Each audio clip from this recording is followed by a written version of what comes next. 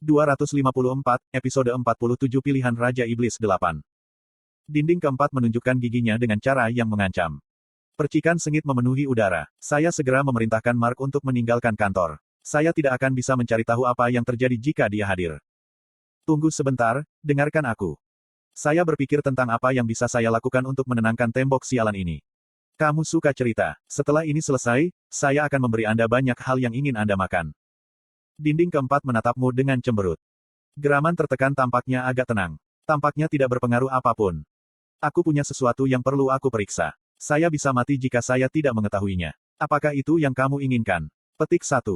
Tembok keempat diam. Untungnya, pria ini tidak ingin saya mati saat ini. Dinding keempat terdiam lama sekali sebelum berbicara.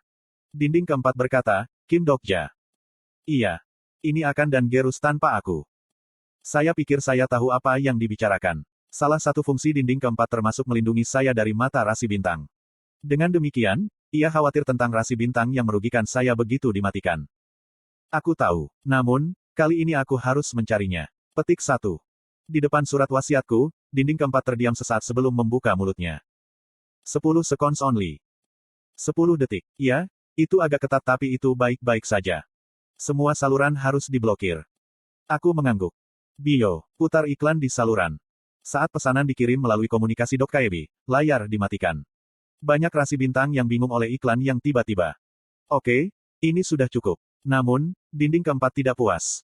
Wall tembok keempat berkata, belum cukup. Tidak cukup. Apa? Dinding keempat tidak menjawab. Aku mendongak dan Bio berkedip polos. Kurung siku buka. Baat. Bio jelas memblokir saluran dengan benar. Itu belum cukup. Pada saat ini, skenario sebelumnya muncul di benak saya. Skenario tersembunyi, Kim Dokja Proof of Identity. Di kompleks industri ini, ada seorang Dokkaebi yang menjalankan skenario. Aku menatap keluar jendela keruntuhan skenario. Aliran bintang menciptakan skenario tersembunyi tetapi Dokkaebis yang memandu arah skenario. Banyak rasi memprotes kondisi saluran yang tidak stabil.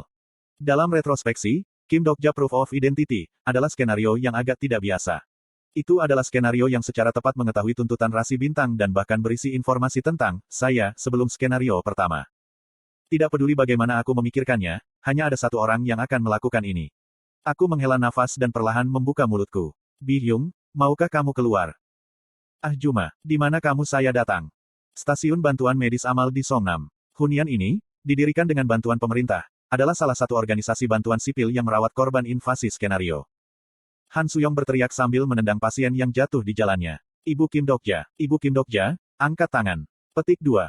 Pasien yang telah berbaring dengan cepat pindah karena tendangan. Yosanga bergegas mendekati dan merawat pasien. Maafkan saya, apakah kamu baik-baik saja? Hei, Han Suyong si. Petik 2. Han Suyong muak dengan suara tajam Yosanga. Ah, pergi jika kamu akan mengomel padaku. Kamu terlalu banyak. Orang-orang ini adalah pasien. Petik 2. Aku juga seorang pasien. Ketika Yosanga yang mengerutkan kening akhirnya menjadi marah, pintu pusat bantuan terbuka dan pasien baru muncul. Mereka adalah inkarnasi yang terluka oleh monster yang ada di dunia ini. Mereka adalah orang-orang yang tidak bisa ditangani oleh bangsal besar dan dipaksa untuk datang ke stasiun bantuan ini. Han Suyong melihat seorang wanita yang akrab saat dia melihat sekeliling. Lee Seolwa juga ada di sini. Lee Seolwa yang benar, dia adalah seorang kolega Yo Jong Hyuk yang merawat pasien di sini. Han Suyong menghela nafas dalam-dalam. Ini benar-benar berantakan. Apakah kamu tahu, dia awalnya ditakdirkan untuk menjadi wanita yang sangat buruk. Petik 2. Bagaimana Anda tahu bahwa? Aku baru tahu. Mengapa saya tidak bisa tahu apa yang Kim Dokja juga ketahui? Petik 2. Mata Yosanga menyipit ketika Han Suyong menyebut Kim Dokja. Han Suyong melirik Yosanga dan berkata, Kim Dokja telah mengubah terlalu banyak hal. Dia menyelamatkan mereka yang dimaksudkan untuk mati dan membunuh mereka yang seharusnya hidup. Petik 2. Petik 2. Apakah ini tentang ramalan? Lagi pula kamu tidak tahu itu. Saya hanya ingin mengatakan bahwa saya tidak akan pernah melakukan apa yang Kim Dokja lakukan. Petik 2. Han Suyong mengeluarkan sepotong coklat hitam dan memakannya. Rasa pahit dari coklat menyebar di mulutnya dan kepahitan tampaknya mempengaruhi Han Suyong. Masa depan hancur olehnya. Cerita harus mengalir seperti yang seharusnya. Jika itu aku. Petik 2. Jika itu kamu, Kim Dokja dan kamu tidak akan berbeda dari karakter. Itu bukan suara Yosanga. Han Suyong tersenyum dan berbalik ke arah orang itu. Kamu terlihat sehat, Suyong. Ibu Kim Dokja, Lee Sukyung ada di belakang mereka. Tidak masalah apakah aku sehat atau tidak. Dokja saya sepertinya menyukai anak-anak yang tidak sehat. Aku tidak peduli apa yang disukai Kim Dokja. Lee Sukyung tertawa mendengar reaksi Han Suyong sebelum menoleh. Sudah lama, Yosanga Si. Apa yang terjadi di sini? Sebelum Yosanga bisa menjawab, Han Suyong menyela lagi. Gunakan keberuntungan yang baik atau buruk, bencana atau keberuntungan yang bahagia. Keberuntungan baik atau buruk, bencana atau keberuntungan bahagia. Itu adalah salah satu stigma yang diterima Lee Sukyung dari sponsornya, ibu pendiri. Nasib baik atau buruk, bencana atau peruntungan bahagia. Kau selalu tampak percaya diri. Kenapa kamu tiba-tiba mencoba bersandar pada sesuatu seperti ini? Petik 2. Aku berharap bisa menyelesaikan semuanya dengan percaya diri.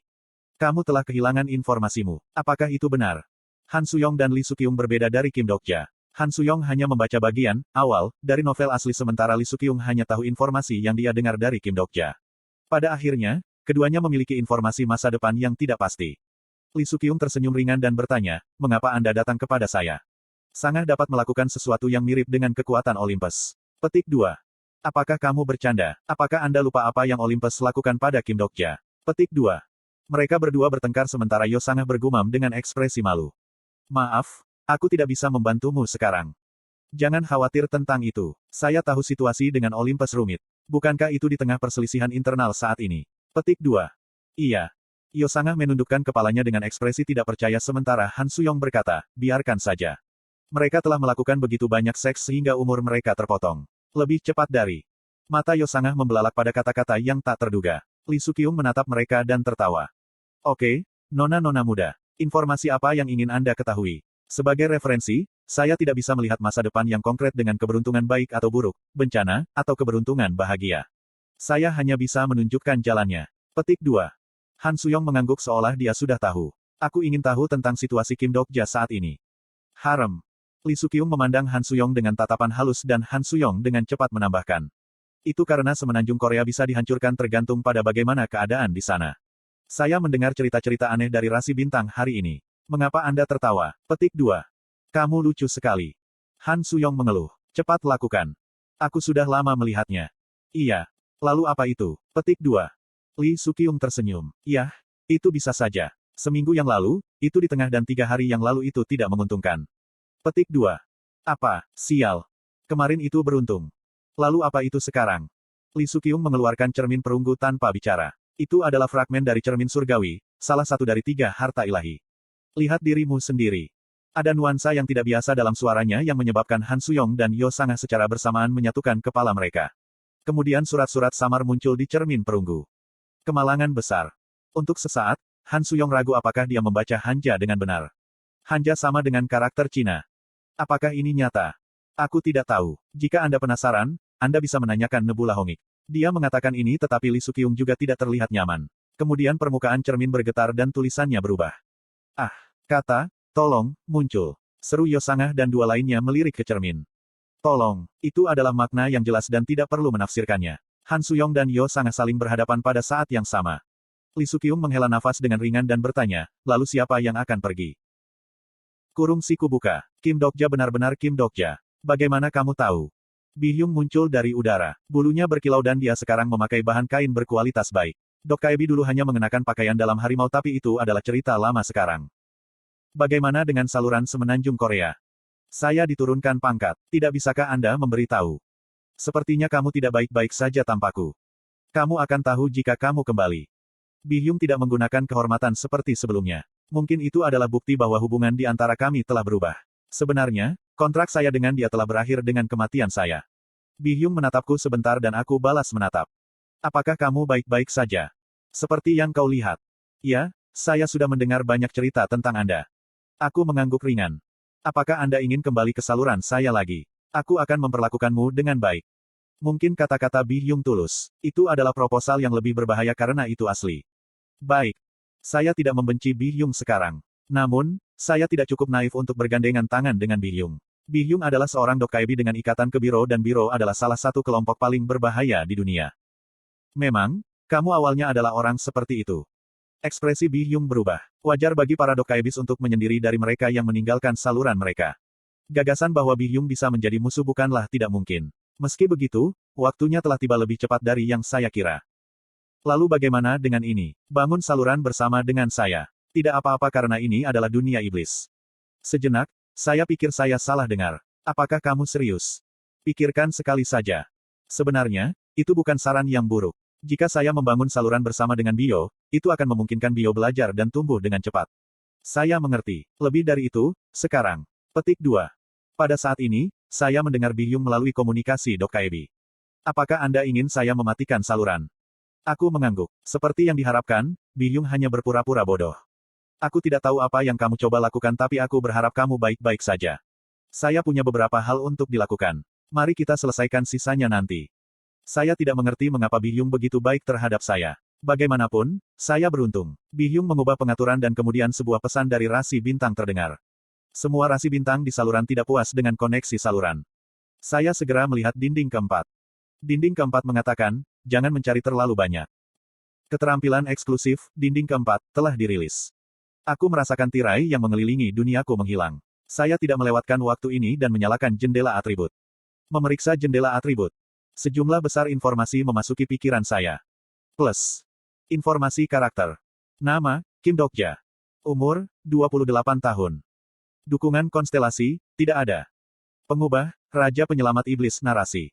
Atribut pribadi, lamar Kirin, legenda Adipati Dunia legenda penerjemah skenario, tanda tanya, rasul tanda tanya. Plus. Sekarang saya bisa melihat atribut saya yang tidak dapat saya konfirmasi dengan benar terakhir kali. Sejujurnya, itu mengejutkan. Saya pikir atribut saya akan menjadi pembaca. Penerjemah skenario. Selain itu, apa yang dimaksud dengan rasul? Mengapa peringkat atribut tidak ditampilkan? Anda telah memeriksa jendela atribut tes Anda untuk pertama kalinya. Efek dari skenario interpreter diaktifkan. Bagaimanapun, saya terus memeriksa informasinya. Bagian yang paling saya perhatikan adalah keterampilan eksklusif. Plus. Keahlian eksklusif, sudut pandang pembaca Mahatau level. Penanda level. Daftar karakter level. Dinding keempat level. Pemahaman membaca level. Tanda tanya koma titik. Plus. Salah satu keterampilan yang awalnya disembunyikan dengan bisa dilihat. Pemahaman membaca. Pada pandangan pertama, sepertinya kemampuan untuk membaca dan memahami sesuatu tetapi saya tidak berpikir itu sesederhana itu. Sebagian besar keterampilan yang saya peroleh sejauh ini adalah seperti itu. Aku mengangkat tangan ke jendela atribut tanpa berpikir. Lalu ada suara bunga api muncul dan jendela atributes mulai pecah. Apakah sudah 10 detik? Saya pikir begitu pada awalnya tetapi masalahnya tidak sesederhana itu. Dering samar terdengar di telingaku dan kepalaku tiba-tiba berdenyut. Jari yang menyentuh jendela atribut mati rasa dan dunia menjadi pusing. Saya merasa ingin muntah. Di luar tembok yang tak dapat diatasi, ada sesuatu yang memanggilku. Keahlian eksklusif, dinding keempat, sangat diaktifkan. Situasi tidak membaik meskipun tembok keempat diaktifkan. Lanskap sekitarnya mulai bercampur menjadi satu. Itu adalah adegan di mana hal-hal yang tidak boleh pergi bersama digabungkan. Di tengah suasana yang mengerikan ini, saya merasakan kesatuan yang aneh. Rasanya seperti sesuatu yang sudah lama saya inginkan. Lalu aku mendengar pesan aneh. Pemahamanmu tentang karakter, Kim Dokja, telah meningkat. Apa? Saat kesadaran saya berkedip, seseorang berbicara kepada saya. Jadi, saya bilang jangan terlalu lama mencari. TL, Rainbow Turtle.